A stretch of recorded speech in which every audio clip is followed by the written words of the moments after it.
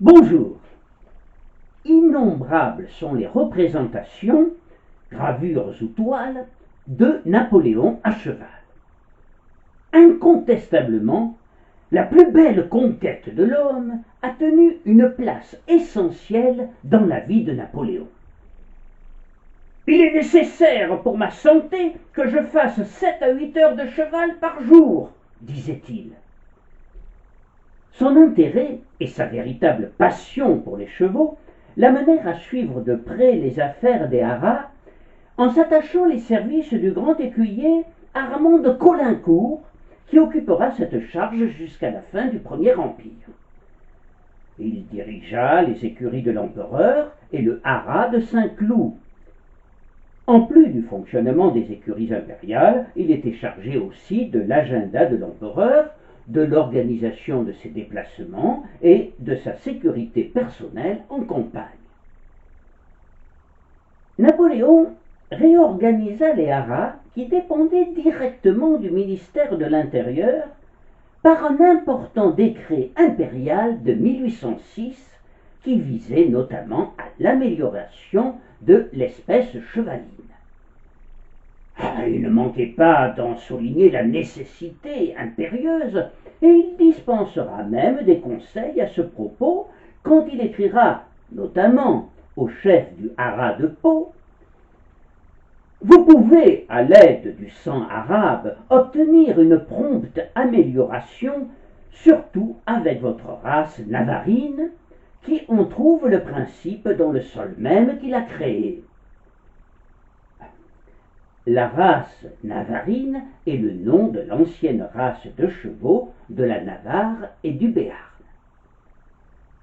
6 hippodromes seront créés en France sous l'Empire, par décret, parmi lesquels ceux de Tarbes et de Pau, et des compétitions organisées régulièrement. Personnellement, Napoléon possédait une centaine de chevaux, dont au moins une vingtaine réservés à son usage personnel, et une douzaine l'accompagnaient lors de ses campagnes, car il les fatiguait vite et il devait en changer souvent. Ces chevaux étaient parfaitement dressés pour avoir l'honneur de le porter. Il leur fallait subir un rude apprentissage, car il faut bien le dire, s'il avait une passion pour les chevaux, il était un piètre cavalier. Il était souvent désarçonné. Aussi, on accoutumait ces pauvres chevaux à souffrir sans faire le moindre mouvement. On leur appliquait des coups de fouet sur la tête et la croupe. On battait le tambour à leurs oreilles, et on tirait au fusil et au pistolet autour d'eux. On leur jetait dans les jambes de lourds paquets, voire même des moutons ou des cochons. Cela ressemblait à ce que l'on appelle aujourd'hui de la maltraitance animale.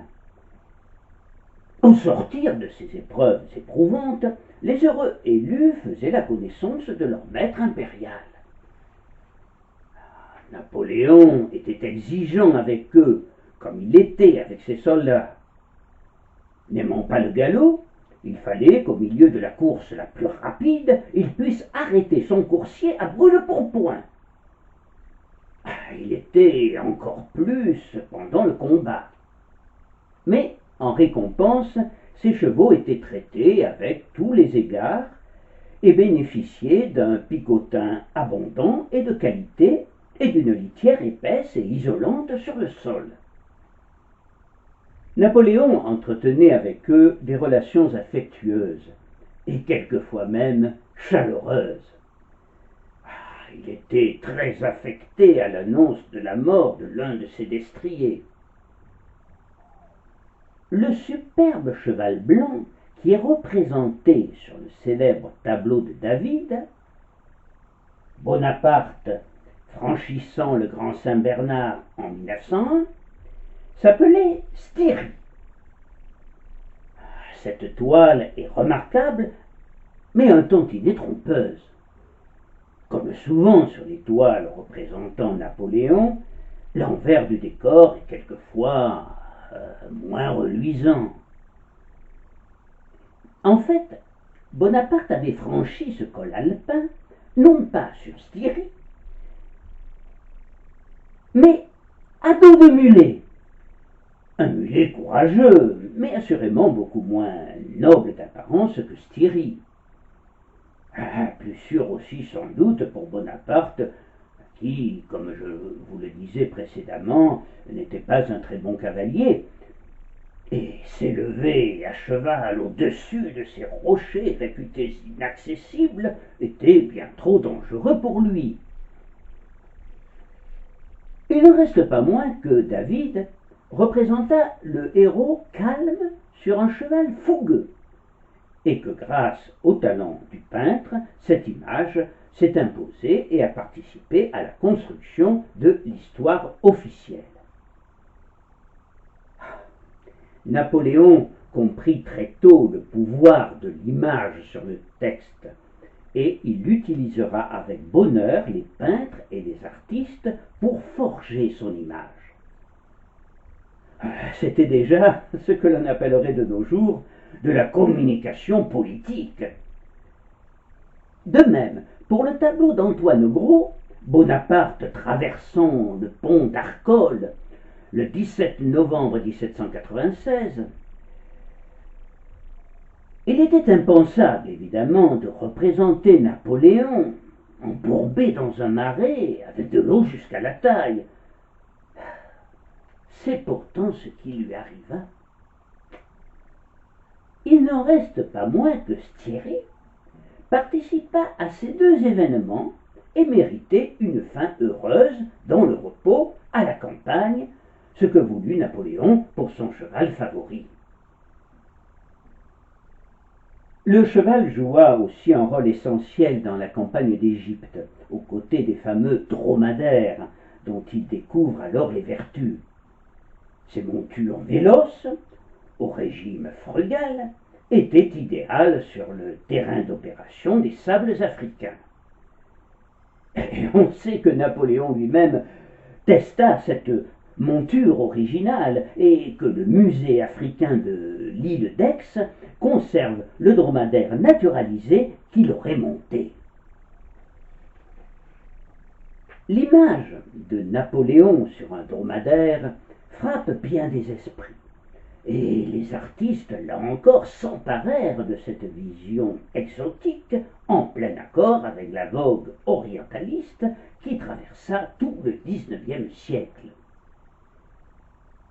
Napoléon créa, en janvier 1799, le régiment des dromadaires, qui lutta efficacement contre les insurgés qui luttaient contre l'armée française.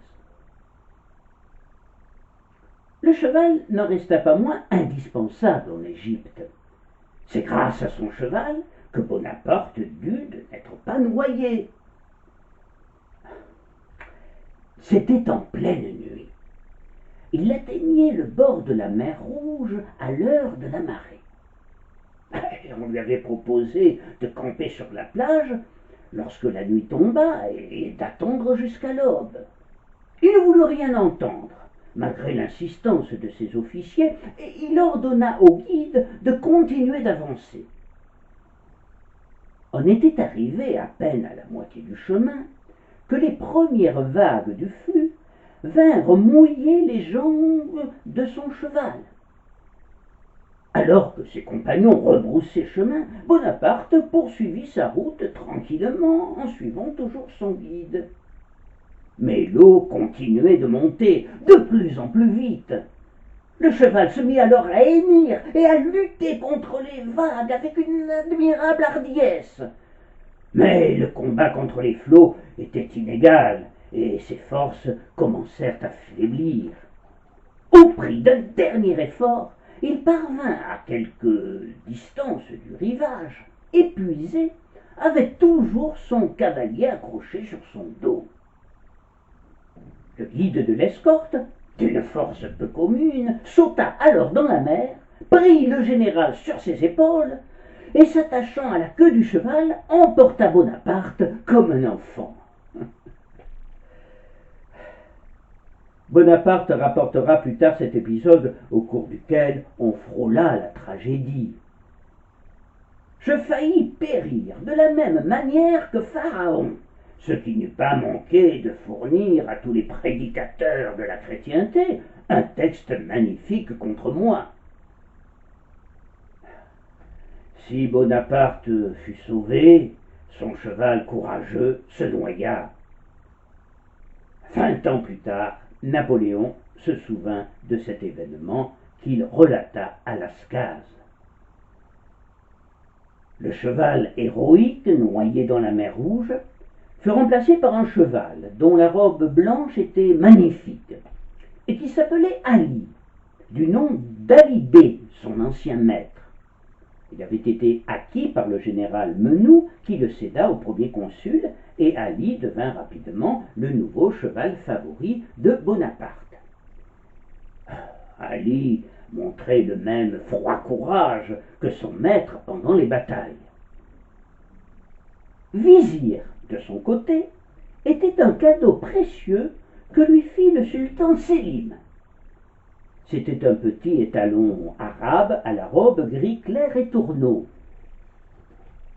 Au moment de le quitter, le sultan s'adressa à lui en ces termes.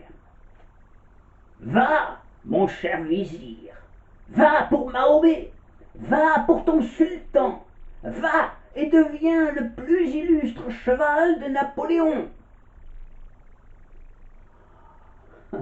Vizir séduisit aussitôt Bonaparte. Il était aussi courageux qu'Ali, mais il aimait être récompensé par des caresses. Bonaparte le câlinait et même l'embrassait volontiers. Devint-il le plus illustre des chevaux de Napoléon? Sans doute, car il semblerait que l'empereur déchu l'amena avec lui à Sainte-Hélène. On sait qu'il faisait de longues promenades à cheval sur son île, même s'il souffrait alors de plus en plus de douleurs lombaires et d'hémorroïdes, et en dépit du climat détestable. Que puis-je faire sur cette île exécrable où l'on ne peut faire 1 mille à cheval sans y être trempé, disait-il souvent, partagé entre fatalisme et exaspération. Vizir vécut longtemps et serait mort en 1826. Conservé puis empaillé par les Anglais et exposé en mars 1904, il a été entièrement restauré en 2016 et on peut l'admirer dans une vitrine au sein du département moderne du musée de l'armée. Autre cheval qui eut une destinée exceptionnelle, un cheval également de petite taille, qui avait été capturé à Aboukir et ramené d'Égypte vers la France en 1799, un cheval très doux et particulièrement vaillant. On lui donna le nom de Marengo, car il aurait participé à la fameuse bataille au cours de laquelle l'empereur victorieux l'aurait chevauché, de même que pendant la campagne d'Austerlitz, la bataille d'Iéna et celle de Wagram. Ce cheval était un prodige de la nature par ses qualités physiques et son endurance. Ainsi, par exemple, il galopa 5 heures d'affilée pour couvrir les 130 kilomètres entre Burgos et Valladolid, et il parcourut 80 kilomètres à jeun entre Vienne et Semmering. Il aurait survécu à la retraite de Moscou, était présent à Waterloo. Capturé après la bataille, il était alors âgé de 22 ans, et il vécut encore 6 ou 7 ans dans les écuries d'un fidèle de l'Empire. Il portait les stigmates de 5 blessures de guerre, et il avait reçu une balle dans la queue. Son squelette est exposé au National Army Museum de l'Académie royale militaire de Sandhurst à Chelsea.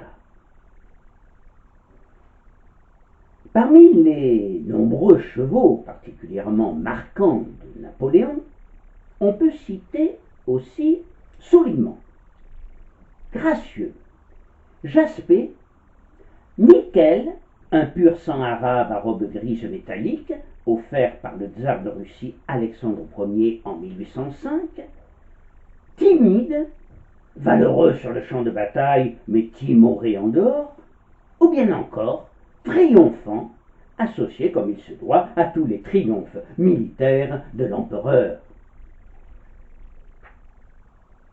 Plusieurs chevaux de Napoléon portaient un nom en souvenir de telle ou telle victoire de leur maître.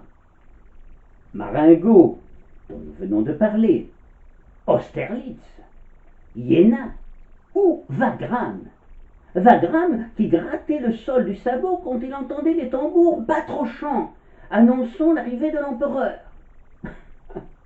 Il agitait fièrement la tête, et quand Napoléon le montait, son allure, disait-on, revêtait une beauté incomparable. À propos des noms de ces chevaux, une anecdote cocasse rapportée par Constant, son premier valet de chambre, rappelle une illustre méprise.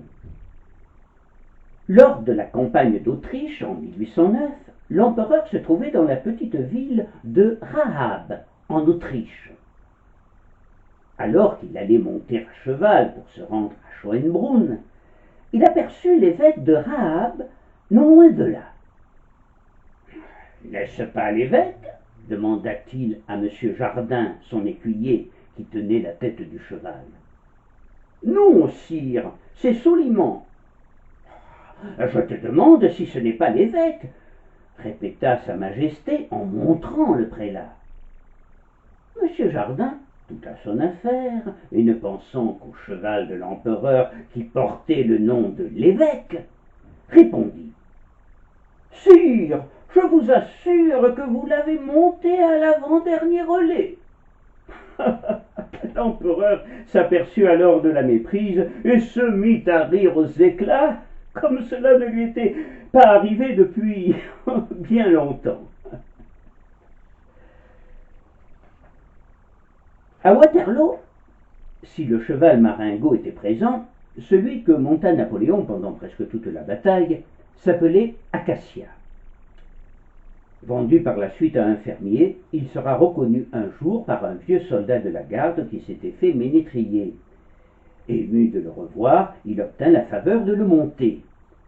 Mais Acacia semblait porter malheur à tout le monde, puisqu'il trébucha, tomba, se cassa la jambe, et le vieux grognard de Waterloo, projeté à terre, mourut sur le coup. Le 15 décembre 1840, 19 ans après la mort de Napoléon, le retour de Sainte-Hélène de ses cendres, à l'initiative d'Adolphe Thiers et du roi Louis-Philippe, soucieux de se rattacher à toutes les gloires de la France, donna lieu à une cérémonie grandiose, et le char funèbre traversa la place de la Concorde, puis rejoignit les Invalides, où l'empereur fut accueilli aux accents du requiem de Mozart par le maréchal Moncey. Son corps fut déposé à l'église des Invalides. Le magnifique tombeau de Louis Visconti, qui s'élève au milieu du dôme, ne sera achevé qu'en 1861. Au cours de cette cérémonie impressionnante, des curieux crédules admirèrent tout particulièrement un cheval qui portait la selle et les harnais de Napoléon, et l'identifièrent comme étant Ali, l'intrépide cheval de la campagne d'Égypte. L'imagination populaire n'en est pas une légende près, surtout concernant Napoléon, de nos jours considéré comme un héros national et célébré comme le modernisateur de la France qui nous a laissé de prestigieuses institutions, des préfets au Conseil d'État, des lycées à la Légion d'honneur et bien évidemment le Code civil, un monument du droit. Néanmoins, il est également critiqué sévèrement et condamné même par certains comme autocrate, misogyne et colonisateur qui a rétabli l'esclavage dans les Antilles. Sans doute. Sans doute tout ne fut pas parfait au cours de son règne, loin de là. Et certaines de ses décisions continuent à soulever la polémique. Mais, comme le disait déjà en son temps le philosophe néerlandais Spinoza, l'homme n'aura jamais la perfection du cheval. Je vous remercie.